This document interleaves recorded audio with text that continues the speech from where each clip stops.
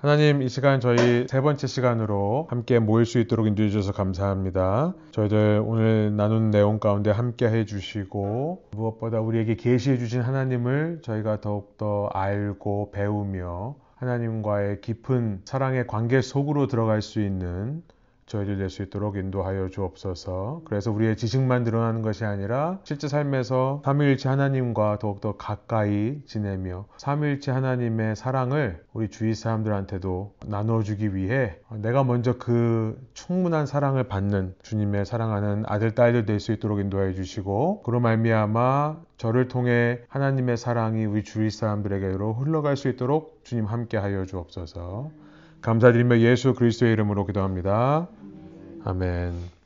지난 시간 몇 가지 좀 정정해 드릴 게 있습니다. 또 제가 다시 들어보니까 틀린 것들이 있어요. 제가 악한 영을 대적하라, 그러면 너희를 피하리라 라고 하는 말씀을 야고보서 4장 8절이라고 했는데 4장 7절입니다. 그 다음에 지난 시간에 저희가 영감서를 3가지 말씀을 드렸는데 이건 틀린 건 아니고요. 제가 영어로 좀 궁금해 하실까봐 문자적 영감설이 있고 그 다음에 사상적 영감설이 있다고 했어요. 중간 어딘가가 이제 유기적 영감설인데 영어로는 문자적 영감설을 딕테이션 띠어리라고 합니다.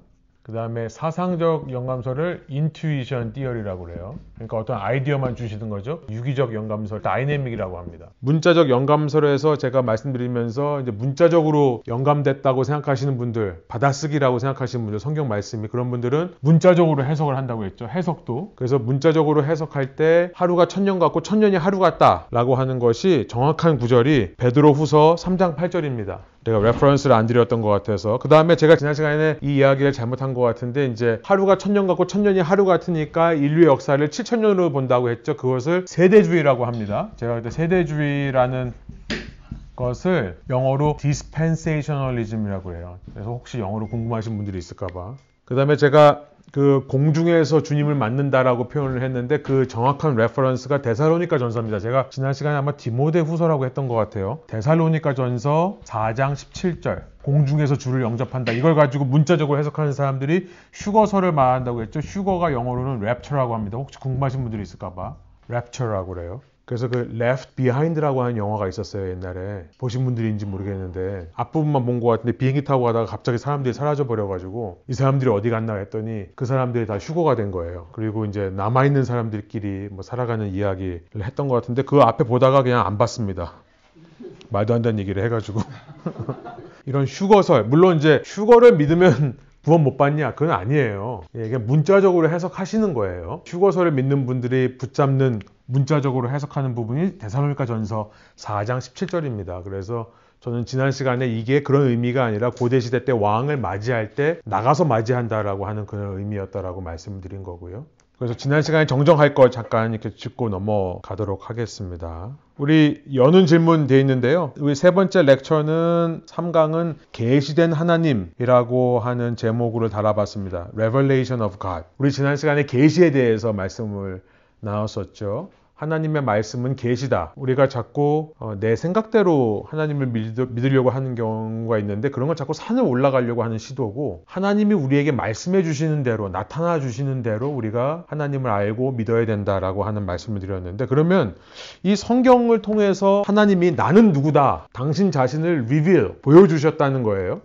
그러면 이 성경에서 하나님께서 나는 누구다라고 말한 그 하나님은 어떤 하나님인가를 오늘 이제 좀 나누려고 그래요. 먼저 여러분, 계시된 하나님이라는 표현에 대해서 여러분 어떤 생각이 좀 드세요? 계시된 하나님. 여러분은 여러분에게 나는 누구다라고 계시하신 하나님을 믿어 오셨죠. 그런데 때로는 우리가 그 하나님에 대해서 궁금하지 않으면서 하나님을 알고 있다고 생각하는 경우가 많은 것 같아요. 여러분, 이 계시된 하나님이라는 표현을 많이 들어보셨나요? 신앙생활 하시면서? 저도 거의 못 들어봤어요. 예. 그래서 여러분들이 계시된 하나님이라는 표현에 대해서 어떤 생각이 드시는지 좀 나눠보시면 좋을 것 같다는 생각이 들어서, 어떻게 생각하세요? 계시된 하나님? 계시된 하나님 하면은 처음에 드는 생각이 약간 뭔가 모든 걸 다 끝내셨고 모든 걸 다 보여주시고 증거를 남겨주시고 지표를 다 우리에게 보여주신 어떤 전쟁이라면 전쟁, 모든 스토리가 다 끝난 그 성경이 생각이 나는데요. 네, 딱 스토리가 다 끝난 듯한 느낌이 드는 것 같아요. 모든 하신 일을 다 우리에게 말씀해 주신. 되게 중요한 포인트인 것 같아요. 이미 하나님께서 나는 누구다라고 풀리 말씀해 주신 거죠. 그게 완벽한, 지난 시간 말씀드렸습니다만 계시는 완벽하지 않다고 말씀드렸어요. 그러니까 성경의 영감을 얘기할 때도 그것이 완벽하게 하나님이라는 존재를 다 드러내는 건 아닐 거예요. 그런데 우리가 하나님을 알기 위해 충분한 정도까지는 온전하게, 완전하게, 완벽과 완전히 틀리다고 했죠. 그래서 완전하게 이미 말씀해 놓으신 하나님. 그러니까 나는 누구다라는 책을 이미 이 책 안에다, 성경책 안에다가 나는 누구다라고 하는 것을 이미 말씀하셨는데 어쩌면 우리가 말씀해 놓은 게 있는데도 자꾸 딴 데서 찾는 건 아닐까? 그런 생각도 해볼 수가 있겠죠. 그래서 여러분들이 이제 오늘 공부를 통해서 머릿속에 하나님은 계시해 주신 하나님이라는 것을 우리가 꼭 기억하기를 바라요. 그러니까 이미 하나님께서 나는 누구다라고 성경책에다가 말씀하셨습니다. 이미 말씀을 주셨는데 이걸 안 읽고 하나님을 안다고 하는 거는 말이 안 되는 거예요, 사실. 그러면 두 번째로 넘어가 볼까요? 내가 만난 하나님을 한 단어 혹은 한 문장으로 묘사하라고 한다면 나에게 하나님은 어떤 하나님이십니까? 이제 이런 것들이 다 스토리가 있으실 거예요, 아마. 그죠? 내가 어떤 경우에 하나님께서 내 삶을 주관하고 계시는구나를 깨달았던 그런 경험들이 있으실 거예요. 그죠? 하나님의 사랑을 느끼고 정말 이 어두운 세상 가운데서 빛 대신 소망을 주시는 하나님을 만났던 거고, 살아계셔서 역사하고 모든 것 대신 위로의 하나님. 맞습니다. 제가 이제 오늘 말씀을 통해서 한 가지 말씀드리고 싶은 거는, 제가 지난 시간에도 말씀드린 것 같긴 하지만 녹음 파일에는 제가 어떻게 하다 보니까 지워진 것 같더라고요. 계시의 필요성에 대해서 우선 거기 보면요. 첫 번째, J.I. 패커라는, 지난 시간에 제가 이제 하나님을 아는 지식이라는 책을 소개시켜 드렸는데, 제가 이제 제임스 패커의 강의를 직접 듣고 매번 이분이 늘 얘기하는 것 중에 하나가, 제가 생각하기에 이분이 가장 많이 얘기했던 게 뭘까 생각해 보면 저는 이 단어예요. 기독교는 Christianity is never instinctive nor intuitive. 기독교는 결코 본성적이거나 직관적이지 않다. 제가 지난 시간에 말씀드렸죠. 본성적이거나 직관적이지 않다. 그러니까 무슨 말입니까? 내가 딱 봐서 알 수 있는 존재가 아니라는 거예요. 하나님은 내 본성을 가지고 찾을 수 없는 하나님이라는 겁니다. 본성이 거스러져야 돼요, 사실. 근데 이 시대에서 얘기하는 것과는 너무 다르죠? 이 시대에는 본성을 거스르지 말라고 합니다. 그냥 너 생긴 대로 살아. 근데 나의 본성을 거슬러야지만 알 수 있는 하나님, 내가 그냥 딱 보고 알 수 있는 하나님이 아니라, 무슨 말이죠? 직관적이지 않다는 얘기는 배워야 된다는 얘기예요. 하나님은 반드시 배워야 됩니다. 그래서 기독교 역사를 보면은 기독교 초기서부터 신앙을 소개하는 반들이 있었어요. 주후 1세기 베드로 사도가 살아있을 때부터 기록이 있습니다. 전승되는 성경 외에 교부들의 기록에 보면은 베드로가 디다케라고 하는 클래스를 운영했어요. 우리가 지금 사도행전에서 기독교라고 부르는 성경적인 참신앙을 더 웨이라고 하는데, 더 웨이라고 했죠. 도라고 했죠. 실제로 더 웨이라는 베드로나 초기 사도들이, 처음 신자들이 오면 우리가 믿는 하나님은 이런 분입니다. 우리가 믿는 예수님은 이런 분입니다. 이런 것도 소개하는 클래스가 있었는데, 디다케라고 하는 클래스예요. 이게 뭐냐면은, 디다케라는 말이 teaching이라고 하는 그리스 말입니다. teaching. 그래서 영어의 didactic, 가르치는 것을 얘기를 하는 거예요. 디다케라고 하는 클래스가 있었어요. 그러니까 저희가 지금 성경 공부를 하는데, 이 성경 공부의 전통은 사도들의 시대부터, 베드로의 시대 때부터 지금까지 전해져 내려오는 겁니다. 기독교에서 만약 성경 공부 빼라 그러면은 기독교는 무너져요. 근데 그 얘기를 거꾸로 말하면, 성경 공부 안 하고 하나님을 믿을 수 있다? 불가능하다는 얘기입니다. 근데 자꾸 그렇게 할 수 있다고 생각하는 사람들이 너무 많아요. 하나님은 계시된 하나님인데 그 계시를 읽지 않고 배우지 않고 내가 본성적으로 직관적으로 하나님을 알 수 있다? 라고 생각하는 것 자체가 말이 안 돼요. 이 J.I. 패커라는 분을 지금 소청하셨습니다만, 신학계에서는 뭐라고 하냐면 그분은 신학계의 경찰이라고 해요. 폴리스라고 합니다. 그만큼 이분이 이 신학을 바로잡기 위해 정말 많이 노력을 하셨고 평생 연구도 많이 하시고 그랬던 분이에요. 우리가 하나님에 대해 이해하는 것은 단 하나도 우리의 본성적이거나 직관적인 생각에서 나오면 안 되는 거다. 다시 말씀드리지만 우리가 산을 올라가는 게 아니라 우리에게 나타나신 하나님, 그리고 우리의 말씀으로, 아까 말씀으로 다가오신 하나님 했는데, 말씀을 통해 우리에게 계시하신 하나님이시기에 반드시 성경을 통해 하나님을 알아야 된다. 성경 외에 하나님을 계시한 방법이 없다고 말씀을 드렸죠. 찬양을 통해, 기도를 통해, 다른 어떤 환상이나 다른 어떤 종류의 어떤 통로를 통해서 우리가 마음을 열고 주 앞에 나올 수 있지만, 사실 찬양도 말씀에 근거한 거고 기도도 말씀에 근거한 거고 다 성경에 근거한 거예요. 우리 신앙이 가만 보면.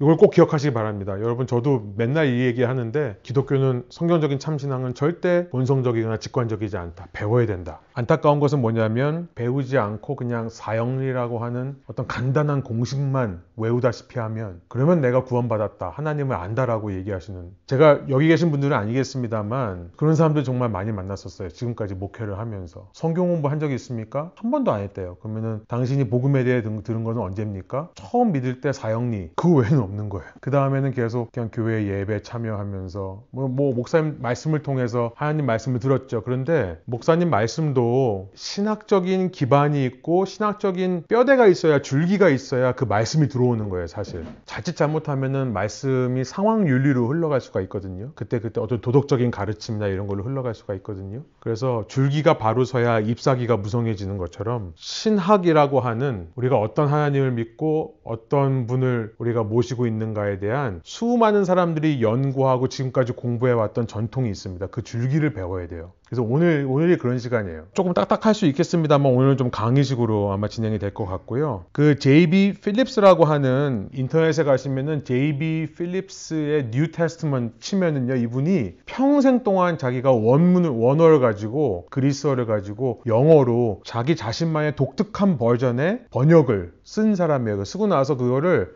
온라인에 올려가지고 모든 사람한테 공개하고, J.B. 필립스의 이 신약 번역이 정말 좋습니다. 사실 정말 돈 받고 팔아도 될 만한 책인데 이걸 다 프리로. 근데 이 J.B. 필립스라고 하는 아주 탁월한 이게 성경 번역 학자인데요, 이분이 자신의 책 제목이 이렇습니다. Your God is too small. 당신의 하나님은 너무 작습니다. Your God is too small. 이 책에서 무슨 말을 하냐면은, 어떤 사람은 평생 동안 하나님을, 아까 경찰 얘기했습니다, 경찰로 이해한다. 하나님 하면 경찰의 이미지를 떠올리는 사람들이 있대요. 그래서 경찰은 뭐 하죠? 잘못하면 붙잡고 혼내고, 그렇게만 하나님을 이해하는 사람이 있다는 거예요. 평생. 왜냐면 그런 상황에서 하나님을 만난 거거든요. 근데 그 다음에 하나님의 계시를 배우지를 않으니까 그냥 자기가 경험한 대로 믿는다는 거예요. 또 많은 사람들이 하나님을 그랜파, 할아버지처럼 이해를 한다는 거예요. 잘못해도 무조건 편들어주는 할아버지. 한쪽에서는 잘못하기만 해봐 너 혼난다 라고 하는 하나님으로 이해하는 반면에, 또 어떤 사람들은 우리 할아버지처럼 푸근하신 분. 한쪽 사람은, 경찰로 이해하는 사람은 죄를 지을 때마다 숨어요. 그런데 또 할아버지하고 이해하는 사람들은 죄 지어도 괜찮아, 죄에 대해서 쉽게 여기면서 산다는 거죠. 여러분, 인생의 어려운 순간에 하나님을 만난 사람들이 있습니다. 그러니까 사업 다 망하고 정말 어려운 순간에 하나님을 만난 사람들이 자칫 잘못하면은 계속해서 어려울 때만 하나님을 찾아요. 그 어려운 시기가 지나고 나면 이제 별로 하나님 간절하게 찾지 않거든요. 그때 만났으니까. 반대로 인생의 우여곡절 없이 성장한 사람이 있어요. 모태신앙이라고 하는 분들도 있을 수 있을 것 같아요. 나는 별로 우여곡절 없는 것 같은데, 그런 사람들은 인생에 큰 우여곡절이 나타나면 하나님을 잃어버릴 때가 있습니다. 적응이 안 되는 거예요. 그 이야기를 합니다. 이 책에서. 당신의 하나님이 너무 작습니다. 무슨 말입니까? 지금까지 당신이 경험한 하나님만으로 완전한 하나님이라고 이해하지 마라. 그러면 이 하나님이 너무 작지 않기 위해 too small 하지 않고, 하나님이 더 커지기 위해 뭐가 필요하겠습니까? 공부가 필요한 거예요. 하나님에 대해 알아야 되는 겁니다. 배워야 되는 거예요. 참고로 모태신앙이라고 하는 것은 존재하지 않습니다. 저하고 성경 공부하시는 분들은 모태신앙이라는 말을 쓰지 마십시오. 모태신앙이라는 단어는 사람들이 만들어낸 거고요. 사람은 누구나 자신의 의지로 예수를 주로 믿고 영접해야 구원에 이르는 거지, 엄마 아빠의 신앙 아무 상관없습니다. 물론 이제 도움은 되겠죠, 엄마 아빠가. 로마서 10장 10절에 아주 유명한 말씀이 있죠. 사람은 마음으로 믿어서 의에 이르고 입으로 고백해서 구원에 이르게 됩니다. 믿고, 마음으로 믿고 입으로 고백할 때 그때 구원이 이루어지는 겁니다. 엄마 아빠가 아무리 신앙생활 열심히 하신다 하더라도 자녀들이 자기의 입으로, 마음으로 믿고 입으로 고백하지 않으면 안 된다고 생각합니다. 그래서 밑에 빈칸에 보시면 성경이 기준이라고 하는 거예요. 성경이 기준인데, 기준이라는 말을 다른 말로 캐논이라고 합니다. 캐논. C-A-N-O-N. 카메라 회사가 아니에요. 캐논이라고 하는 말은 그리스 말의 카논이라는 단어에서 나왔는데 기준이라는 뜻이에요. 혹은 잣대. 성경을 가리켜서 캐논이라고 말하는 것은 성경이 기준이 된다는 거. 하나님에 대해서 말씀할 때는 성경을 기준으로 우리가 말씀해야 된다는 거예요. 성경을 기준으로 삼을 때, 내 경험이 아니라 성경을 기준으로 삼을 때, 그때서야 우리는 전인격적인, 그냥 인격적인 교제가 아니라요, 하나님과 저는 전인격적이라는 말을 써요. 그러니까 하나님을 평생 폴리스로만 이해하는 사람은 그것도 인격적인 교제예요. 그죠? 하나님과 경찰로 만난 거예요. 또 하나님과 할아버지로 만나는 거, 이것도 인격적인 만남입니다. 그들이 구원 못 받았다는 게 아니에요. 그런데 훨씬 더 풍성한 삶을 살려면 전인격적인 만남이 일어나야 되고, 그 전인격적인 만남은 내 기준이 아니라 하나님의 기준인 성경에다가 하나님을 맞출 때, 내가 경험한 내 본성과 내 직관에 제한되어 있는 개념으로서의 하나님이 아니라 성경에서 말씀하시는, 성경을 기준으로 삼는 하나님을 내가 믿을 때 전인격적인 교제가 일어난다. 아까 여러분들이 나는 사랑 하나님, 구원의 하나님, 소망과 빛, 살아계셔서 역사하시는 하나님, 모든 것 대신 하나님, 주관하시는 하나님, 위로하시는 하나님. 그런데요, 이렇게 하나님을 고백하는 건 너무나 중요합니다만, 우리가 전인격적인 만남을 한다는 건 뭐냐면, 나는 사랑의 하나님이라고 했는데 누군가가 위로의 하나님이라고 할 때도 아멘이 되는 거예요. 이게 전인격적인 만남입니다. 그래서 사실은 교회가 왜 소그룹이 있고 교회에서 왜 성도들끼리 교제가 있어야 되냐, 바로 이런 전인격적인 만남을 교회가 갖도록 돕기 위해 있는 겁니다. 그냥 말씀만 듣고 집에 가면 편한 것 같죠? 그런데 정말 제가 느끼는 게 뭐냐면은 신앙 성장이 없어요. 목회자 입장에서요, 목사님도 이러신 분들이 있습니다. 교회 개척해서 처음 한 5년에서 심지어 10년 정도는 소그룹을 안 하시는 교회들 많아요. 여기 지역사회에. 왜냐면요, 소그룹 하면 복잡해져요. 목회자 입장에서. 내가 관리해야 되는 입장에서 소그룹 지도자를 세워서 소그룹끼리 모이게 한다? 이거 사실 굉장히 큰 리스크예요. 위험부담입니다. 만약 그 안에서 치고받고 싸우면 어떡할 거예요? 아니면 거기서 갑자기 목사님이 말한 것과 다른 얘기를 하면 어떡할 거예요? 그러니까 정말 많은 교회들이, 목사님들이 소그룹 안 하는 교회들 많아요. 저는 처음부터 했어요. 그런 거 알면서도. 몰라서 한 게 아니에요. 왜냐하면 소그룹으로 만나야 전인격적인 만남이 가능해지기 때문에 그래요. 서로의 고백을 들으면서, 아 그렇지, 나는 홀리스로만 알았는데 누군가는 할아버지라 그래. 정반대 극단에 있는 사람이 하는 얘기도 내가 수용할 수 있고 이해할 수 있고 공감될 수 있어야 되는 겁니다. 그런 도전들이 필요한 거예요, 저희 공동체에. 그리고 그게 오히려 나의 신앙을 더 확장시키고 성장시키고 성숙하게 만드는 큰 도움이 되는 겁니다. 그래서 저는 이 시대에 정말 안타까운 게 뭐냐면은, 인터넷으로 혼자 신앙생활을 하시는 분들은 어떻게 해서든지 오프라인에서 사람들과 만나서 인게이지를 해야 돼요. 지지구복구를 해야 돼요. 지지구복구 안 하면 되게 쉽거든요. 교회만 왔다 갔다 하면, 큰 교회 등록해가지고 예배만 딱 드리고 집에 왔다 갔다 하면요, 정말 좋습니다. 저도 그래 봤거든요. 정말 예배 정말 빵빵하게 드리는 데 가서 딱 예배만 딱 드리고 주일날 오면요, 얼마나 여유로운지 몰라요. 하루가 정말, 주일이 정말 너무 아름다워요. 그러면. 그런데 신앙 성장이 있냐? 그렇게 몇 년 하다 보니까요, 제가 이건 아니다 싶더라고요. 그때는 편한 것 같지만 성숙이 일어나진 않습니다. 물론 이제 마음에 상처가 있고 이래서 치유하는 기간이라고 볼 수도 있어요. 그런데 사실 그 치유도 공동체 내에서 일어나야 돼요. 그 다음에 맨 마지막으로 신비의 영역입니다. 신비의 영역. 이 계시된 하나님을 우리가 믿는다는 것은 언제나 여러분, 신비의 영역을 남겨두는 우리가 훈련이 필요합니다. 그건 자세가 필요해요. 저는 이것을 굉장히 강조하고 싶어요. 이런 얘기를 사실 성경 공부에서 많이 듣지를 못하는 것 같아요. 왜냐하면 공부는 이제 하나님을 파악하려고 공부를 하는 거니까. 근데 정말 하나님에 대해서 한 우물을 파신 분들, 정말 이 유명한 신학자들은 다 뭐냐면은 겸손함이 있어요. 왜냐하면 누구보다도 많이 공부했고 하나님에서 누구보다도 많이 책을 읽었고 했지만, 내가 이렇게까지 열심히 했는데도 아직도 내가 모르는 부분이 있구나를 인정하기 때문에 그래요. 저같이 학식이 이렇게 좀 얕은 사람들이 이건 이거다 이렇게 얘기하거든요. 정말 깊으신 분들은 이게 이거일 수도 있고 아닐 수도 있습니다 이렇게 얘기를 해요.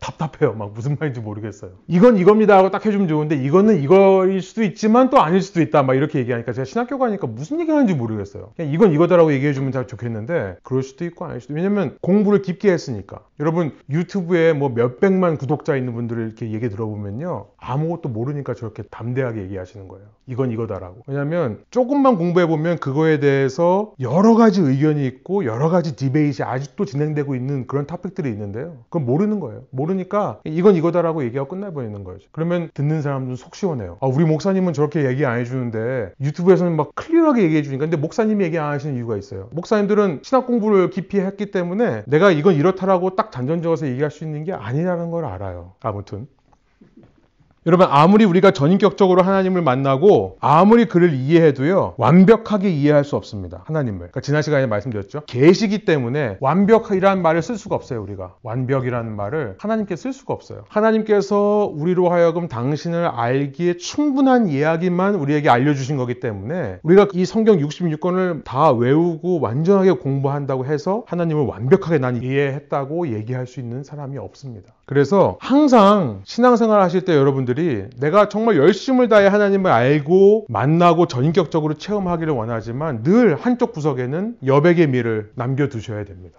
항상. 이게 무슨 말이냐면 나는 하나님이 경찰이라고 굳게 믿는데 다른 사람은 그랜파라고 그래. 그러면 야 어떻게 하나님을 그랜파로 이해하냐 너? 그럼 하나님은 정의도 없고 공의도 없다는 얘기냐? 라고 그 사람을 밀어붙일 수가 없다는 거예요. 어떤 사람이 하나님에 대해서 나와 정반대의 얘기를 한다 할 때 신비의 영역을 둔 사람들은 아 하나님이 저 사람한테는 저렇게 계시를 했나 보다 라고 인정할 수 있어야 돼요. 저는 교회에서 가르쳐야 되는 신앙인의 아주 기본적인 자세가 이거라고 생각합니다. 그래야 신비를 알아야 거기서부터 겸손이라는 게 나오거든요. 근데 이 겸손이야말로 예수님의 제자들이 반드시 훈련하고 체득해야 되는 삶의 자세인 것 같아요. 겸손이 없으면 안 됩니다. 바리새인이 바로 그런 사람들이에요. 겸손이 없는 사람들이에요. 하나님에 대해서는 너무나 많은 지식을 갖고 있는데 내가 생각하기에 메시아가 나사렛에서 나올 수가 없어요. 내가 아무리 성경을 많이 읽었는데도 성경을 아무리 분석했는데도 나사렛에서 선지자가 나온다? 그러니까 처음부터 이 사람들은 마음을 닫은 거예요. 바로 눈앞에 하나님이 와 계시는데도 내가 생각하기에는 하나님이 절대 나사렛 출신일 수가 없어 라고 못을 박은 거죠. 그게 종교인들입니다. 이게 우리가 정말 피하려고 노력해야 되는 거예요. 하나님을 많이 체험한 사람일수록 하나님을 내가 많이 안다라고 생각하는 사람일수록 겸손해야 되는 겁니다. 교회에서 끝까지 자신들이 옳다고 싸우는 사람들이 있어요. 교회 정말 그런 교회들이 있습니다. 미국에 그런 교회들 많아요. 매 주일마다 경찰을 불러야 돼요. 그래서 예배 드릴 때 경찰들이 뒤에 쭉 디귿자형으로 서 있어요. 경찰이 와가지고. 왜냐하면 예배 드리다가 싸우거든요. 목사님 편하고 목사님 편이 아닌 사람하고 싸워요. 그런 교회들이 수두룩합니다. 미주에. 그러니까 제가 말씀드린 게 뭡니까? 신비의 영역을 안 두고 하나님에 대해서 내가 다 알고 있다고 생각하면 생각할수록 정말 바리새인처럼 되는 거죠. 우리 지난 주일날 말씀드렸습니다. 유다서 1장 19절 보면 분열하는 사람은 성령이 없다라고 아예 못 받고 계세요.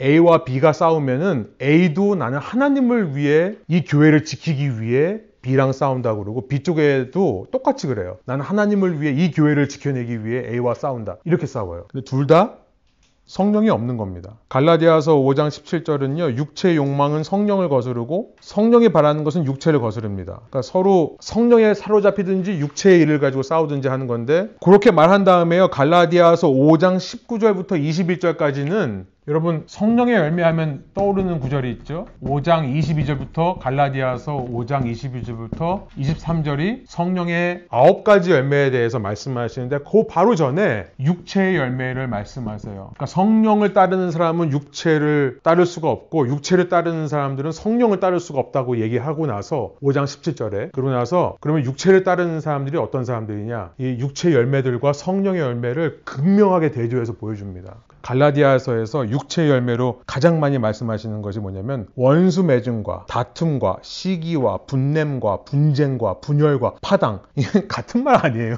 갈라디아서 5장 20절인데요. 원수 맺음과 다툼과 시기와 분냄과 분쟁과 분열과 파당 다 같은 얘기를 이렇게 반복을 해서 얘기를 해요.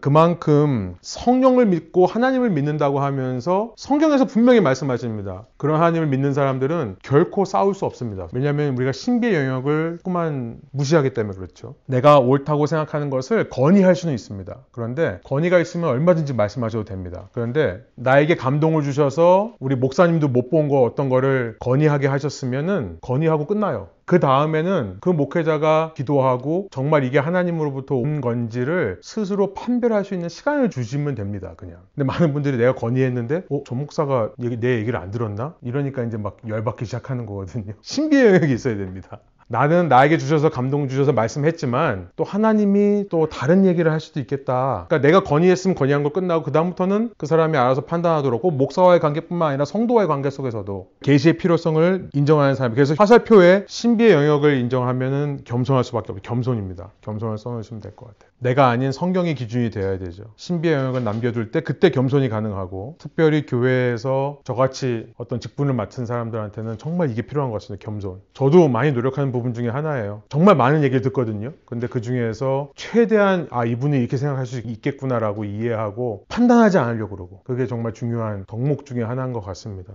아직도 멀었지만 하나님이 그렇게 하실 수도 있겠다라고 미지의 영역을 남겨두는 것이 중요하다. 미가서 6장 8절이 거기 있습니까 혹시? 너 사람아 무엇이 착한 일인지를 주님께서 이미 말씀하셨다. 주님께서 너에게 요구하시는 것이 무엇인지도 이미 말씀하셨다. 오로지 공의를 실천하며 인자를 사랑하며 겸손히 내 하나님과 함께 행하는 것이 아니냐. 하나님과 함께 걷는 거에서는 겸손이 반드시 필요하다는 생각을 합니다. 자, 그러면 이제부터 이제 빨리 나갈 거예요. 정말 이거는 제가 많이 썼습니다. 그래서 여러분이 시간을 줄여드리려고. 그러면 이제 성경에서 계시된 하나님은 어떤 하나님이냐, 우리가 다 아는 내용인데 한번 정리해 본 거예요. 그러면 성경에서 여러분이 직접 성경을 계속 읽으시면서 이런 하나님을 발견하실 수도 있겠지만, 사실은 이런 공부가 그런 시간들을 줄여드리는 거죠. 이미 하나님에 대해서 성경을 기반으로 연구해 놓은 것들이 많이 있습니다. 그래서 성경에 있는 하나님을 보니까 하나님의 속성이 보이는데, 첫 번째는 비공유적 속성, 그러니까 인간과 공유가 안 되는, 그러니까 하나님만 가지고 있는 속성이에요. 그것을 비공유적 속성이라고 합니다. 이 속성들은 우리가 다 이해할 수 없습니다. 인간 지성에 한계가 있어요. 그러니까 아까 신비의 영역 말씀드렸는데, 신비의 영역에 있습니다. 여러분, 신비의 영역을 우리가 이제 이야기할 때 하나 수사학적으로 논리학적으로 쓰는 방법이 뭐냐면 아포페릭이라고 하는데, 아포페릭이라는 말은 어려운 말이지만 네게티브라는 거예요. 아포페릭 티올로지라고 하는데 부정신학이에요. 그러니까 이렇게 이해하는 겁니다. 부정적으로 이해하는 거예요. 영원하다는 걸 우리가 이해 못해요. 그러니까 뭐라고 얘기하죠? 영혼을? 끝이 없다. 이렇게 말하는 게 부정신학입니다. 우리가 이해 못하니까는 부정적인 거로, 전능이 뭐예요? 그러니까 불가능이 없다, 이렇게 이해를 하는 거죠. 전지, 모르는 게 없다. 주권자, 하나님이 다스리지 않는 영역이 없다. 저는 이제 주권이라는 단어가 이 성경 66권을 관통하는 하나의 키워드를 말하라고 한다면 제 넘버원은 주권이에요. 하나님의 주권. 처음부터 끝까지 성경은 하나님의 주권에 대해서 얘기하고 있습니다. 주권을 다른 말로 하나님의 나라라고 그래요. 하나님의 나라, 통치. 나라는 말은 항상 통치라는 말입니다. 영원하다, 끝이 없다, 초월하다, 우리와 함께 계시지 않는다. 그 다음에 편재, omnipresence, 모든 곳에 계시다는 거예요. 힌두교에서도 편재를 믿습니다. 저번에 말씀드렸죠. 신의 신성이 만물에 있다라고 얘기하는 것은 카르마예요. 카르마. 그걸 말하는 게 아니라 하나님의 임재가 모든 곳에 있을 수 있다. 그 다음에 전능이라는 것도 못하시는 게 없다라고 우리가 이해하는데, 하나님이 못하시는 게 있어요. 그래서 이제 믿지 않는 사람들이 기독교 공격할 때 꼭 쓰는 말이, 하나님이 자신이 무거워서 들어올리지 못하는 돌을 창조하실 수 있습니까? 그러면 창조할 수 있다 그러면 그 돌을 못 들어올리니까 전능이 아니고요. 그걸 창조할 수 없다 그러면 창조 못하니까 전능이 아닌 거예요. 이런 식으로 궤변을, 소피즘이라고 하는데 궤변을 들어오는 사람들이 있는데, 하나님이 못하시는 게 있습니다. 뭐냐면 당신의 본성에 어긋나는 행동은 못하세요. 그러니까 하나님이 전능하시기 때문에 전능하지 않는 일들은 못하세요. 그러니까 하나님이 죄를 지을 수 있냐? 하나님 죄를 못 지으세요. 지금 그 얘기를 하는 겁니다. 이상하게 꽈가지고 이렇게 공격하시는 분들이 있어요. 불변. 하나님은, 이것도 이해가 안 돼요. 우리는 맨날 변하거든요. 하나님은 변하지를 않으세요. 이것도 부정적인 말이죠. 변하지 않는다. 불변. 히브리서 13장 8절에 보면 예수님은 어제나 오늘이나 영원히 한결같다, 이렇게 말합니다. 그런 반면에 공유적인 속성이 있어요. 하나님과 우리가 공유할 수 있는, 하나님께도 있고 우리에게도 있는 그런 속성들이, 이제 첫 번째가 긍휼입니다. 여러분, 신의 속성 중에 impassibility라는 게 있습니다. 라는 말이 패션에서 나오는 것과 똑같아요. 뭐냐면은 패션이라는 말은 원래 열정이란 말이지만 사실은 아픔입니다. 아픔. 내가 아파하는 곳에 사실 열정을 느껴요. 그러니까 우리가 열정을 느끼는 일은, 이렇게 예를 들어 볼게요. 어떤 분들은 교회에 이렇게 오시면 교회에서 소외되는 사람들이 보이는 사람들이 있어요. 연약한 자, 소외된 자들에게 더 마음이 가는 겁니다. 그게 왜냐면은 그게 아프기 때문에, 나를 아프게 하기 때문에 그래요. 나는 그거, 다른 사람들은 그 사람 못 보거든요. 근데 나는 그게 걸려요. 그게 나의 아픔입니다. 이걸 이제 영어로 페인 포인트라고 하는데, 페인 포인트에서 대부분 우리가 뭐가 열정이 있는지를 찾죠. impassibility는 뭐냐면 아프지 않다는 거예요. 신은요, 본질상 고통을 느끼면 안 돼요. 신이 고통을 느끼는 순간 더 이상 신이 아니에요. 왜냐하면 신에게 고통을 주는 그 존재가 더 큰 거예요. 신에게 고통을 주는 존재가 있다면 신보다 더 큰 존재예요. 그래서 사람들이 만들어낸 철학과 세상 사람들이 만들어낸 종교에서는 신을 항상 고통이 없는 존재로 그립니다. 그러니까 어디 먼 곳에 초월자로 이렇게 멋있게 서 있는 사람, 그런 사람이에요. 인간 세상을 보면서 고통을 못 느껴요. 그 존재들은.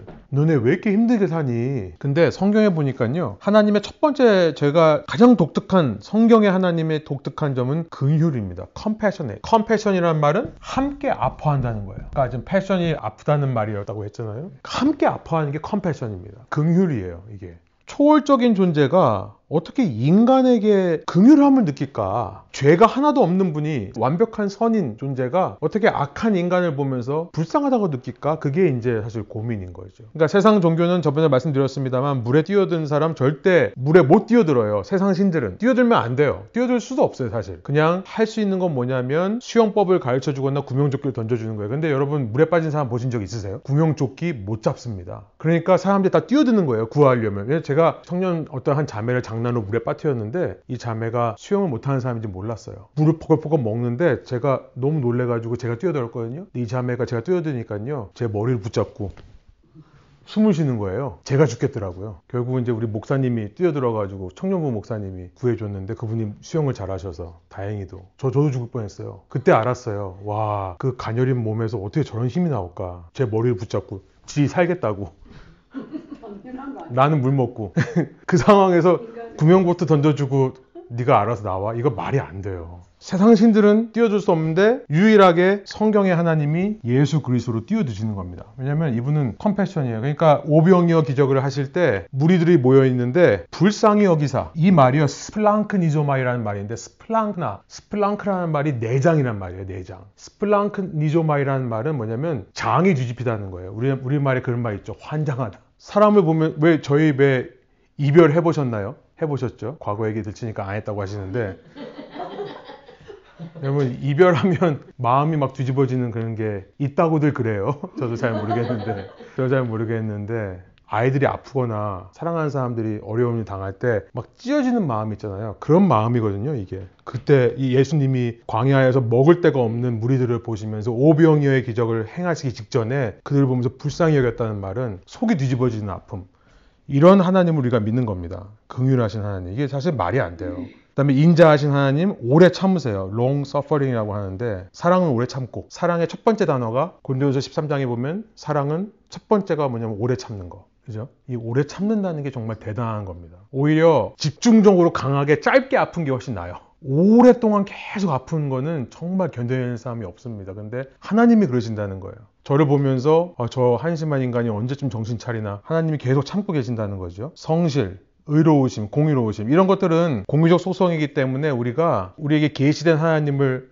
계속해서 만나면서 전인격적인 교제를 하다 보면 나에게도 이런 성품들이 회복될 수 있는 겁니다. 그 다음에 성경은 이렇게 희한한 하나님에 대해서 말씀을 하시는데 그 하나님을 구체적으로 한 분이라고 얘기를 해요. 그래서 출애굽기 제가 이제 말씀 다 썼으니까 나중에 한번 시간 될 때 읽어보세요. 하나님의 이름을 출애굽기 3장에서 가르쳐 주시는데 야훼라고 하는, 약자로 YHWH인데 고대 유대인들은 모음을 안 썼습니다. 그래서 어떻게 읽었는지 몰라요. 그러니까 많은 사람들이 아도나이라고 하는 나의 주, 이게 my lord이라는 말이거든요. 히브리 말로 모음을 따가지고 여호와 이렇게 읽었어요. 이거를 야호와에서 여호와로 읽었어요. 근데 지금은 신학계에서는 여호와가 맞는 호칭이 아니라 야훼라고 하는 말이 맞다고 생각합니다. 그래서 제가 이제 저는 계속 야훼라고 해가지고 아마 궁금하신 분들이 있을 것 같아가지고, 성경은 저희 번역은 여호와로 되어 있습니다. 근데 여호와의 증인들도 있어요. 근데 여호와라고 부르는 게 아니라 지금은 야훼, 그래서 성경이 다 바뀌어야 됩니다. 사실 야훼라고 바뀌어야 돼요. 근데 한국 사람들이 여호와가 너무 익숙하니까 안 바꾸고 있는 거예요. 지금 하나님을 10계명 중에 3계명이 여호와의 이름을 망령되이 일컫지 말라고 하니까 이 유대인들이 아예 이거를 읽지를 않았어요. 혹시라도 내가 잘못 하나님을 부를까봐 두려워가지고, 그래서 모음이 사라져 버렸어요. 어떻게 불렀는지는 몰라요. 대신에 이제 my lord라고 아도나이라고 불렀고, 그래서 성경은 the lord라고 번역을 합니다. 주라고 번역해요. 나의 주. 그게 이 출애굽기 3장에서 나온 겁니다. 근데 한 분 하나님을 말씀하세요. 출애굽기 20장도. 그러니까 쭉 제가 말씀을 드렸습니다만 하나님을 가리켜서 한 분이다라고 얘기를 하는 성경 구절이 구약만이 아니라 신약에도 소개되고 있습니다. 고린도전서 8장 4절이라든지 디모데전서 2장 5절이라든지 제가 이제 드린 거기 노트에 다 있거든요. 성경 말씀이. 나중에 한번 비교해 보시고요. 하나님 한 분이라고 하는 건 이름 자체에도 하나님이니까 들어 있습니다. 근데 이제 성경을 더 자세히 읽어보다 보니까 그 한 분 하나님이 아버지 하나님으로 묘사되는 성경 구절들이 있는 거예요. 제가 쭉 썼습니다. 그리고 또 아들 하나님으로 나타나요. 아버지 하나님이 있고 아들 하나님이 있어요. 마가복음 같은 경우에 예수님이 마치 하나님처럼 말씀하세요. 죄의 용서 받았다. 죄의 용서는 하나님만 할 수 있는 거거든요. 이런 식으로 예수님에 대해서도 예수님을 마치 하나님처럼 묘사하고, 하나님이라고 사실은 이제 요한복음 20장 28절은 도마가 나의 주 나의 하나님입니다. 부활하신 예수님을 향해서 my my Lord and my God. 저도 그럴 것 같아요. 누군가가 죽었다가 살아나면 저도 하나님이라고 할 것 같아요. 그 존재를 보고. 예수님도 하나님이시다. 그리고 더 읽어보면 예수님은 되게 독특하게 성경이 묘사를 합니다. 이걸 기독론이라고 하는데 아마 다 아시는 내용일 거예요. 기독론, 크리스톨로지라고 하는 것은 예수님에게는 인성이 있고 예수님에게는 동시에 신성이 있는 분이다라고 얘기하는 것이 기독론의 핵심입니다. 여러분 이거 이해할 수 있나요? 어떻게 한 존재가 완전한 하나님과 동시에 완전한 사람일 수 있을까요? 그래서 많은 이단들이 있었습니다. 가현설이라고 하는데 도스티즘. 예수님이 신이신데 어떻게 인간이 될 수 있느냐. 그러니까 이 땅에 오실 때 그냥 인간처럼 가짜로 나타나신 거다. 껍데기만 인간으로. 속은 신인데 말씀드렸습니다만 성경을 계시로 읽고 계시된 하나님을 믿는 게 아니라 내가 생각하는 예수님을 생각하다 보니까 한동안 기독교 초기에 가현설이라고 하는 이단에 빠졌었어요. 그게 뭐냐면 인간인 척한 거예요. 근데 문제가 뭐예요 그러면 예수님께서 십자가에서 달리신 고통은 아픈 척한 겁니다. 아프지 않은데 창으로 찌르니까 아픈 척 하셨다는 얘기가 되는 거죠. 그러니까 나중에 이건 좀 아닌데 그건 아닌데 그거는 인간으로서 예수님께서 정말 고통을 당하신 건데 그러다 보니까 이제 이게 틀렸다는 걸 알게 된 거예요. 한동안 이런 이단들이 있었어요. 그 다음에 영주주의. 이 기독론이 얼마나 중요한지 예수님이 완전한 인간이고 완전한 신이다라고 하는 걸 인정을 못하니까 영주주의라고 하는 알레고리라고 하는데요. 여러분 이 시대에도 이 이단들이 너무나 많습니다. 영주주의는 뭐냐면 그리스 철학에서 나온 거거든요. 영은 선하고 육은 악하다 라고 하는 세계관을 가지고 그리스 철학적인 생각이죠. 예수님을 보니까 예수님이 육체를 입었다는 거를 인정을 못하는 거예요. 영주주의는 모든 것을 영적으로만 해석을 합니다. 근데 그러다 보니까 귀에 걸면 귀걸이, 코에 걸면 코걸이가 돼요. 예수님이 완전한 인간이고 완전한 신이시다는 것이 우리에게는 어떻게 다가와야 되냐면 예수님은 인격적으로 말씀하시고 인격적으로 역사하실 수 있는 분이라는 거예요. 완전한 사람이기 때문에. 근데 이제 영주주의에서는 사람이라는 걸 빼고 영적으로만 하나님이 말씀하시니까 그 말 그대로 보지 말고 그 뒤에 있는 영적인 의미를 찾아내야 된다고 생각을 하는 거예요. 그러니까 성경을 읽을 때요. 논리가 없어요. 앞뒤 논리가 없습니다. 성경을 해석하기 있거든요. 엑스지시스라고 하는. 성경을 읽는 방법이 있는데 다 무시해요. 시대적인 상황, 이런 상황에서 이 저자가 이런 의도로 썼다라고 하는 걸 다 무시하고 그냥 내가 보기에 이 말씀은 이런 뜻이야 라고 말씀하시는 분들이 너무나 많습니다. 다 영주주의예요. 기독론이 무너져 내린 거예요. 신학적으로 보면. 위니 더 푸 아시죠? 위니 더 푸. 이제 영주주의라고 해석하면요. 위니 더 푸. 크리스천입니다. 왜냐하면 푸는 꿀을 좋아하거든요. 꿀은 하나님의 말씀을 상징하는 거예요. 얘는 꿀 먹고 싶어서 난리예요. 그 달콤한 하나님의 말씀을 푸가 찾기 때문에 푸만 크리스천이에요. 피글렛은 크리스천이 아니에요. 피글렛은 늘 불안하고 두려워해요. 뭐 이런 식으로 해석하는 거죠. 지금 다들 놀라셨는데. 근데 이런 식으로 해석을 하잖아요? 그러면 성도님들이 아멘 다 그래요.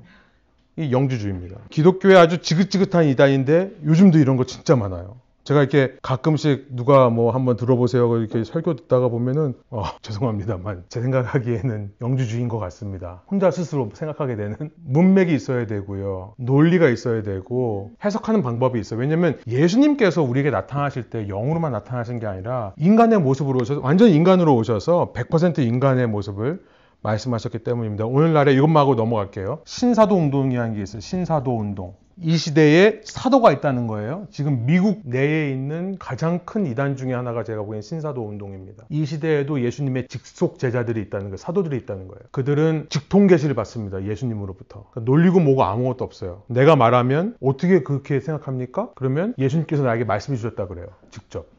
아무튼 넘어갈게요. 나중에 궁금한 거 있으면 물어보세요. 제가 지금 빨리 시간을 하려고 넘어가고 있습니다. 제가 좀 빨리 가서 좀 힘드실 수도 있겠는데 안 힘들어요. 다 알고 계시는, 사모님은 뭐 다 알고 계시는 거라서.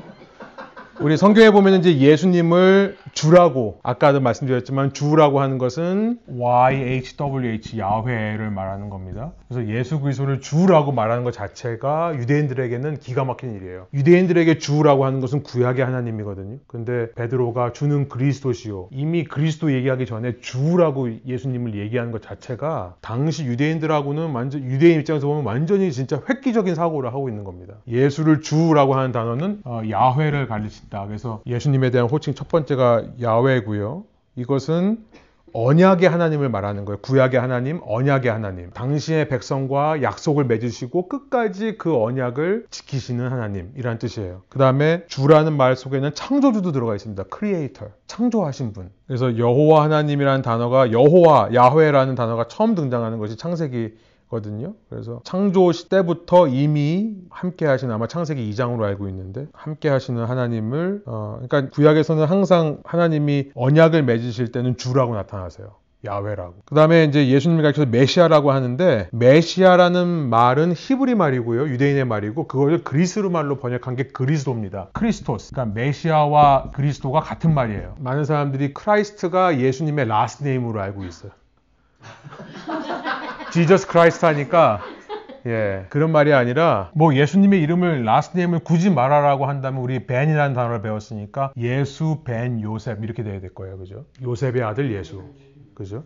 근데 예수님의 라스트 네임이 아니라 이거는 그리스도라는 말은 메시아라는 말입니다. 메시아는 세 가지로 나타나요. 첫 번째는 제사장이고요. 두 번째는 왕이고요. 세 번째는 선지자입니다. 이 메시아라는 말은 기름 부음 받은 자거든요. 어떤 사람을 기름 부어서 세우냐? 제사장을 기름 부어서 세웁니다. 왕을 기름 부어서 세웁니다. 선지자에게는 하나님의 영으로, 이게 선지자가 아니라 예언자입니다. 죄송합니다. 예언자. 예언자들에게는 하나님의 영으로 기름 부음을 받아요. 그래서 실제로 5일로 제사장, 5일로 왕, 성령으로 예언자 이렇게 기름 부음 받는 사람들인데 기름 부음 받는 사람들을 다 합친 게 예수님입니다. 그 다음에 하나님의 아들이라고 예수님을 표현해요. 여러분 개의 아들은 개, 사람의 아들은 사람, 그럼 하나님의 아들은 하나님이란 말이에요. 하나님의 아들이라는 말 자체가 하나님이라는 말입니다. 대신에 어떤 개념이 추가되냐면 아들이기 때문에 상속자라는 개념이 추가되는 거예요. 아들로서 언젠가 아버지의 나라를 물려받을 상속자라는 개념으로 하나님의 아들이라고 말씀하시고, 그때가 언제냐? 예수님 다시 오셔서 만물을 회복하실 날이죠. 그 다음에 인자라고 말씀을 하시는데, 이거는 예수님께서 당신 스스로를 가리켜서 인자라고 말씀하셨는데, 이건 사람의 아들이니까 사람이란 말이냐? 그게 아니에요. 이 인자라는 표현은 다니엘서에 나오는 표현입니다. 그래서 제가 거기 성경 구조를 따로 드렸습니다만, 다니엘이 본 환상 속에서 인자 같은 이가 구름을 타고 오셔서 온 세상 나라들을 심판하시는 환상을 보는데, 그래서 인자라는 말은 유대인들, 종교인들에게 일부러 예수님께서 사실은 심판자는 의미로 말씀하시는 거예요. 알아들을 사람들은 알아들어요. 인자라고 하면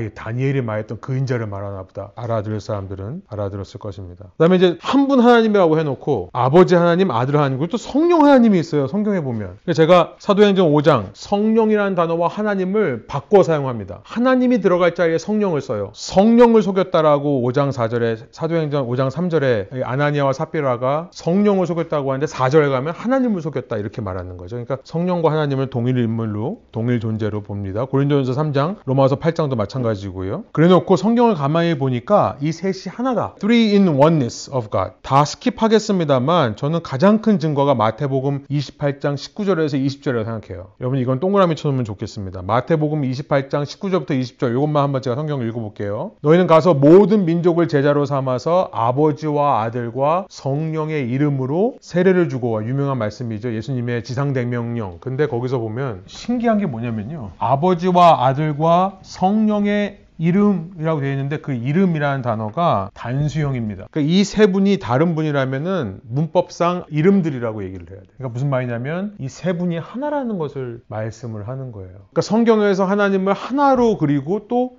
세 분 하나님을 각자 얘기한 다음에 그 셋이 또 하나라고 얘기하는 구절들이 있는 거예요. 이름이라고 하는 것은요, 지금은 이름이 우리 그냥 이름이라고 생각하지만 당시의 이름은 그 존재를 상징하는 거였습니다. 존재. 그래서 우리가 성경에 보면 예수님의 이름으로 악한 영을 내쫓았다 이런 표현들이 나와요. 예수라는 글자의 힘이 아니라 예수라고 하는 존재를 가리키는 겁니다. 거기서 말하는 이름을 얘기한다는 건 그 존재를 상징하는 거기 때문에, 그래서 왜 어떤 사람은 왜 예수가 쫓아야지 왜 예수의 이름으로 쫓냐? 왜냐하면 예수님이 여기 지금 인격적으로 안 계시기 때문에 그러는 거죠. 하지만 예수의 이름으로 쫓는다는 건 뭐냐면은 그 예수님이라는 존재가 눈에 보이지는 않지만 함께 있다고 믿는 것이고 그 예수님의 힘으로 쫓는 겁니다. 아버지와 아들과 성령의 이름이 단수형이라는 것은 그냥 쉽게 넘길 이야기가 아니에요. 이 존재가 하나라고 하는 것을 지금 말씀하고 있기 때문에 그렇습니다. 그래서 삼위일체라는 개념이 나오는 거예요. 삼위일체라는 단어는 성경에 있을까요? 없을까요?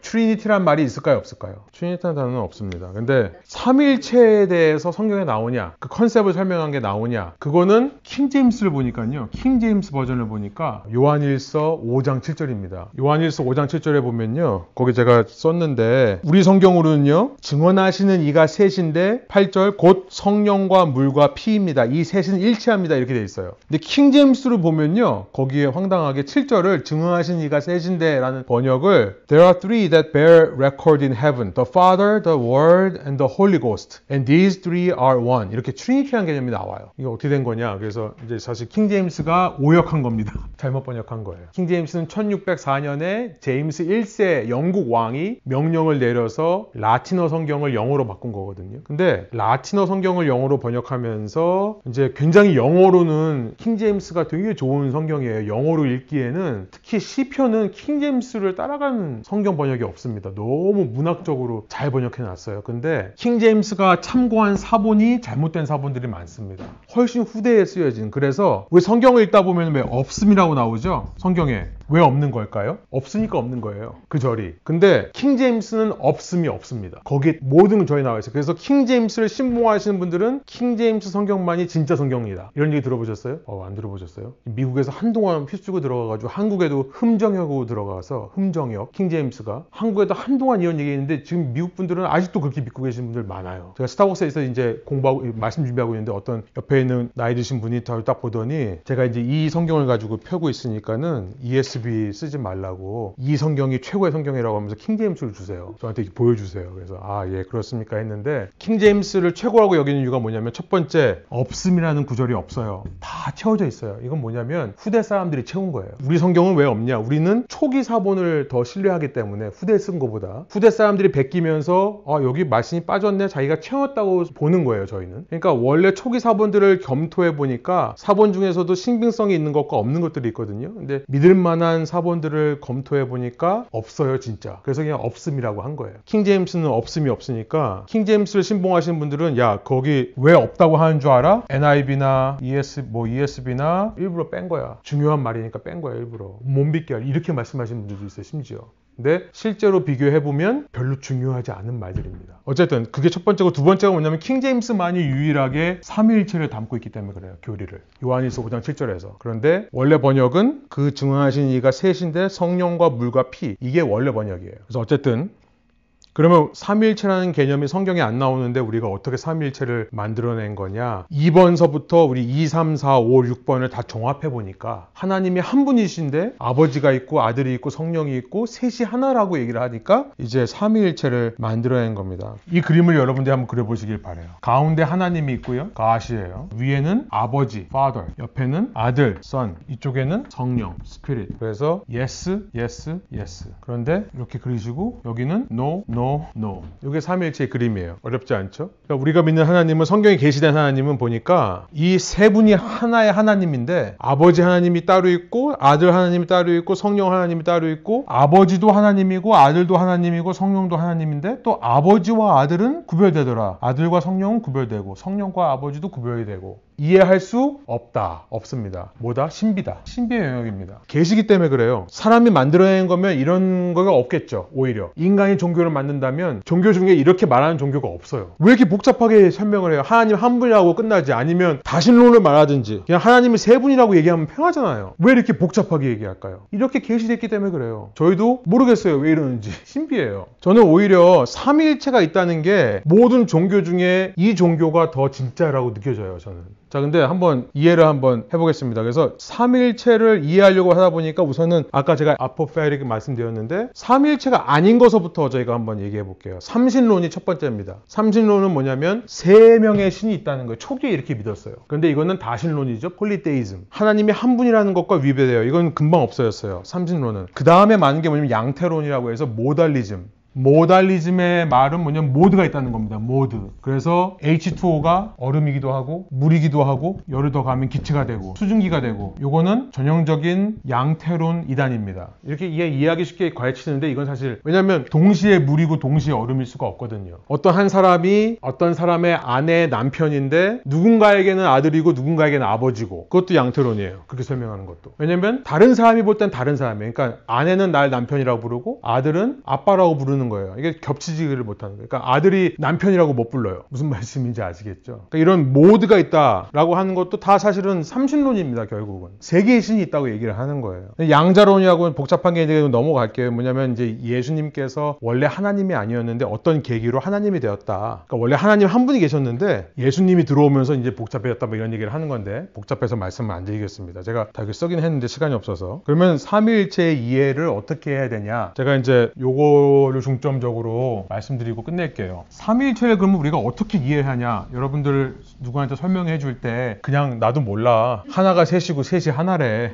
그게 정의거든요. 제가 정의 썼죠. 삼일체의 정의. 하나의 본질에 세 명의 인격체가 있다고 하는 거. 그러니까 이게 말이 안 돼요. 그러면 어떻게 이해를 하느냐? C.S. 루이스가 그 Mere Christianity, 순전한 기독교에서 이런 말을 했었는데 제가 좀 인용해서 제 나름대로 좀 해석을 해봤습니다. 신이 4차원 존재라고 한다면 우리는 3차원이죠. 그러니까 3차원에 있는 존재가 4차원을 이해할 수 없어요. 그럼 우리가 하나 내려가 보면 2차원이 뭐죠? 2차원은 평면.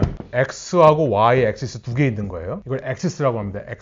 엑시스를 긋는 방법은 하나에다가 직각으로 perpendicular하게 또 하나를 그을 수 있으면 두 개의 엑시스가 있으면 2차원이에요. 3차원은 그 두 개에다가 Z라고 하는 또 하나를 긋는 거예요. 이거 할 수 있어요. 세 개의 엑시스가 있으니까 3차원이에요. 우리가 사는 세상. 그럼 4차원은 뭐냐면 여기다가 또 하나의 엑시스를 긋는데 나머지 세 개와 직각으로 긋는 거예요. 이거 우리가 못해요. 그러니까 우리는 뭐 시간이다. 지금 물리학자들은 우리가 8차원까지 있다고 그러고 뭐 어떤 사람은 32차원까지 있다고 막 그럽니다. 어쨌든 우리는 모르는 미지의 세계예요. 그러면 우리가 4차원을 이해 못하니까 2차원하고 3차원의 차이를 한번 볼게요. 여러분 여기 주사위가 있어요. 주사위는 3차원이죠. 1, 2, 3이라고 하는 숫자가 이제 우리는 보면 딱 주사위 3차원 아는데 개미가 있다고 생각해 보세요. 개미는 요 평면에 2차원에 있는 존재입니다. 개미한테 우리가 알려주는 거예요. 야, 너 네 앞에 주사위가 있는데 한번 가서 봐봐. 개미가 요 평면을 지나가면서 점이 하나 있네 여기는. 알아요. 그 다음에 다음 평면으로 꺾어져요. 이 평면으로 가니까 얘는 두 개가 있네. 그 다음에 또 개미가 이 평면으로 갑니다. 보니까 세 개가 있네? 이거 와가지고 뭐라고 하냐면 내가 지금 세 가지를 봤는데 하나는 요런 거고 또 하나는 요런 거고 또 하나는 요런 거다. 그럼 우리가 얘기하죠. 이게 세 개가 하나야. 개미가 이해할까요? 이게 어떻게 세 개가 하나예요? 나는 이거 보고 이거 봤는데. 근데 우리가 보기에는 하나잖아요. 이게 3차원과 2차원의 차이라는 거예요. 그러니까 우리는 이해할 수 없습니다. 우리 입장에서는. 그런데 이런 식으로 한번 이해해 볼 수 있다는 거죠. 개미가 죽었다 깨어나도 이해 못하는 것처럼 3차원 동물이 아니기 때문에. 그러나 우리는 보고 직관적으로 아는 것처럼 우리에게 하나님께서 계시해 주실 때 한 하나님을 세 하나님으로 그러면서 세 분이 섞이지 않고 혼합이 안 돼요. 분할도 안 돼요. 나눠지지도 않아요. 섞일 수도 없고 하나가 될 수도 없고 따로따로 될 수도 없고 이런 하나님을 계시해 줬는데 우리는 이해 못할 뿐이지만 그런 하나님이 계실 수 있다는 거예요. 제가 지금까지 머리를 싸매고 고민하고 생각한 것 중에 제 입장에서는 제가 수학을 좋아해서 이제 이런 걸 한 건데 제 입장에서는 삼위일체 하나님을 그나마 이해할 수 있는 설명이 이거라고 생각합니다. 답은 뭐냐면 이해 못해. 그럼 이제 제가 말씀드릴게요. 왜 이런 하나님이냐 우리가 믿는 하나님은. 삼일체의 의미가 뭐냐? 첫 번째, 하나님이라고 하는 분 자체가 교제와 관계의 하나님이라는 것을 알게 돼요. God in and of relationship. 우리가 믿는 하나님은요, 관계의 하나님이시라는 거예요. 아까 사랑을 얘기하셨는데 기독교의 핵심은 뭐냐면 사랑의 관계인 겁니다. 그래서 우리는 성경을 통해 세 하나님이 완벽한 조화를 이루고 계신, 완벽한 연합을 이루고 계신 그림을 봐요. 우리가 믿는 하나님이 한 분이 아니라 독재자가 아니라 여러분 교회 가요. 하나님을 안 닮아가요. 사람의 모양으로 가요. 뭐냐면 독재자예요. 독재자. 담임 목사가요. 독재자예요. 아무도 뭐라고 못해요. 그리고 자기보다 다른 목회자들은 전부 다 자기 하수예요. 하수인들이에요. 담임 목사한테 절대 복종해야 되는. 하나님이 그러신 분이냐? 하나님은 오히려 목회자로 그린다면 동역하시는 분들이에요. 근데 세 분이서 누가 물론 때에 따라서 아까 제가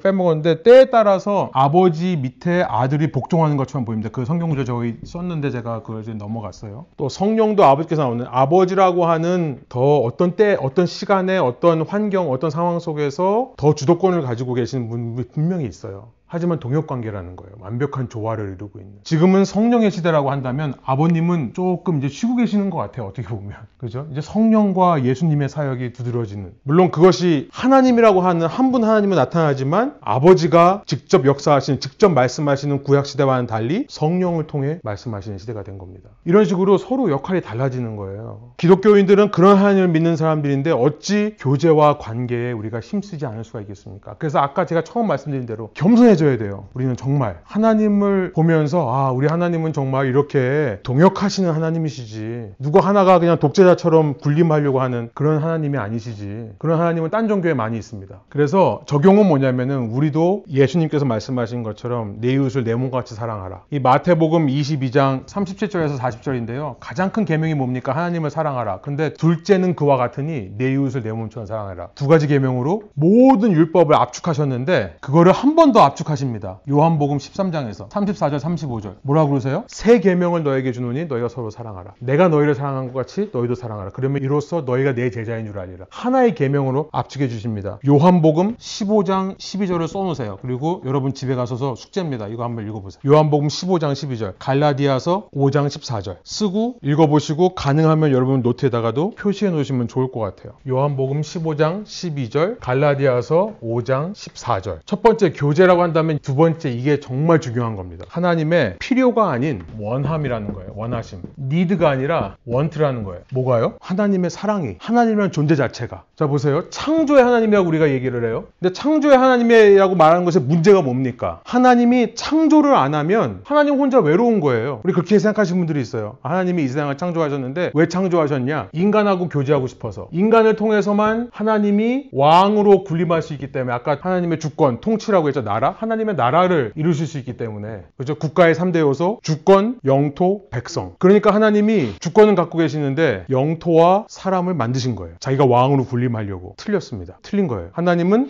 창조하시기 전에도 필요한 게 없었어요. 이미 완벽한 연합의 관계를 맡기고 계세요. 인간이 필요한 존재가 아닙니다. 내가 왕이 되기 위해서 그래서 세상을 만든 게 아니에요. 모든 그리스 철학, 그리스 신화, 모든 종교 다 그렇게 얘기해요. 인간이 창조된 거는 신이 심심해서. 근데 우리 하나님은 심심하지 않아요. 자, 이제 창조는 그렇다 치고 사랑은요. 그러면 사랑. 이게 이제 제가 보기에는 되게 중요한 포인트인 것 같아요. 사랑이라고 하는 것은 사랑하는 주체와 대상이 있어야지 사랑이 이루어집니다. 안 그러면 짝사랑이라고 그래요. 근데 짝사랑도 대상이 있는 거예요. 생각해 보셨어요? 혼자 있는 사람은 사랑을 못해요. 아까 이방신들이 우리의 아픔을 느끼지도 못한다고 했잖아요. 근데 느낀다 하더라도 혼자 있는 신들은 사랑을 할 수가 없습니다. 여러분, 필요에 의해서 사랑하는 건 사랑이 아니에요. 너가 필요해. 그래서 너를 사랑해. 스토커예요. 진짜 무서운 말입니다. 여러분, 부부관계가 건강하려고 하면 늘 하는 얘기 있잖아요. 상담하시는 분들이. 부부관계가 건강하려고 하려면 홀로 설 수 있어야 돼요. 각자가. 그걸 자존감이라고 그러죠. 자존감이 없는 사람하고 만나면 인생 힘듭니다. 힘들어. 자존감이 없으면. 내가 자존감이 없으니까 계속 뭐 해달라고 의존하고 의지하고, 물론 처음에는 눈 멀어가지고 사랑으로 참아주고, 그죠? 뇌에서 막 화학물질이 분비되니까 막 취해가지고 막 해주는데 그 떨어지면 못하죠. 사랑이라고 하는 것은 주체가 있고 대상이 있어요. 그래서 사실은 성 어거스틴이 삼위일체를 말하면서 삼위일체가 마치 사랑과 같다. 사랑이라는 개념이 있고 그걸 사랑하는 사람이 있고 사랑을 받는 사람, 이 세 가지가 함께 이루어질 때 그게 하나의 사랑. 그래서 그렇게 표현했어요. 성 어거스틴은 삼위일체를 이렇게 표현했는데요. 우리가 사랑한다라고 했을 때 주체와 대상이 필요한데 우리가 믿는 하나님은 어떤 분이세요? 우리가 없어도 서로 세 분이서 완벽한 사랑을 이루시는 분들이에요. 그러니까 하나님이 날 사랑해서 날 구원했어. 아, 내가 필요했나봐. 하나님이 나 없으면 못 살아. 엄마 아빠가 하듯이. 엄마 아빠가 난 너 없으면 못 살아 이러니까 하나님도 그러는 거라고 생각을 하는 거죠. 근데 하나님은 부족한 게 없어요. 그럼 왜 창조하셨냐? 니드가 아니라 원트예요. 원하시는 겁니다. 세상 모든 종교의 신은 그래서 사랑할 수 없습니다. 삼위일체가 아니기 때문에. 의존적이 되는 거예요. 인간에게 의존하는 존재가 신이 돼버리는 거예요. 그러면 더 이상 신이 아니에요. 우리는요, 왜 이렇게 복잡하게 하나님께서 우리에게 하나님을 설명하셨냐라고 그동안에는 삼위일체가 의문이었는데, 사랑이라는 거 하나만 생각해봐도 세 분이서 전혀 우리가 필요 없이, 인간이 필요 없이 이미 사랑의 관계를 나누고 계신 분들께서 그 사랑을 우리에게 알려주기를 원하셔서 우리를 창조하셨다면 여기에 진정한 사랑이 있는 겁니다. 그죠? 의존적 사랑이 아니라. 그래서 요한일서 4장 8절 뭐라 그래요? 이건 외우셔도 되죠? 요한일서 4장 8절. 하나님은 사랑이시다. 이 말을 할 수가 있는 거예요. 성경은. 다른 신들은 사랑이 있다라고 표현을 해요. 사랑한다라고 표현을 해요. 그런데 성경의 하나님은 사랑이세요. 완전한 사랑. 왜냐하면 사랑한다라고 하는 말은 대상이 있어야지만 그 사랑이 있는 거거든요. 인간이 없으면 불완전한 사랑을 말하는 겁니다. 대상이 없으니까. 근데 그 자체가 사랑이다. 무슨 말이에요? 세 분 하나님께서 이미 완벽하게 사랑의 관계를 유지하고 계시고, 여러분 베드로전서 이것도 한번 써보세요. 4장 8절. 그 밑에다가 요한일서 4장 8절, 베드로전서 4장 8절 외우기 쉽죠? 요한일서 바로 앞에 있는 책이 베드로서입니다. 바로 앞에 베드로전서 4장 8절 뭐라고 하죠? 사랑이 허다한 죄를 덮느니라. Multitude of sins. 수많은 죄들을 덮으려면 결국은 사랑하는 걸로는 안 돼요. 덮을 수가 없어요. 사랑이시기 때문에 덮을 수 있는 겁니다. 우리의 죄를. 하나님은. 이것만으로도 여러분 오늘 수강료가 아깝지 않으신 거예요. 마지막으로 그 사랑의 관계로 초대하시는 겁니다. 세 번째는 초대. 인비테이션이에요. 야, 우리 집에 정말 맛있는 거 있으니까 와서 먹어봐. 그러는 거죠. 우리가 정말 이 내 안에 완전한 사랑이 거하는데 너 와서 한번 그 사랑을 맛보지 않을래? 이게 이제 성경이고 이게 하나님이고 결국 제자란 그 초대에 응해서 하나님의 그 삼위일체 사랑의 관계 속으로 들어가는 사람이 제자고요. 그 사랑을 묵상하는 겁니다. 그리고 그 사랑으로 채워지고 그 사랑을 닮아가서 나의 사랑이 아닌 이 삼위일체 하나님의 사랑으로 누군가를 또 이 관계 속으로 초대하는 사람들이 제자인 겁니다. 이렇게 마치도록 할게요.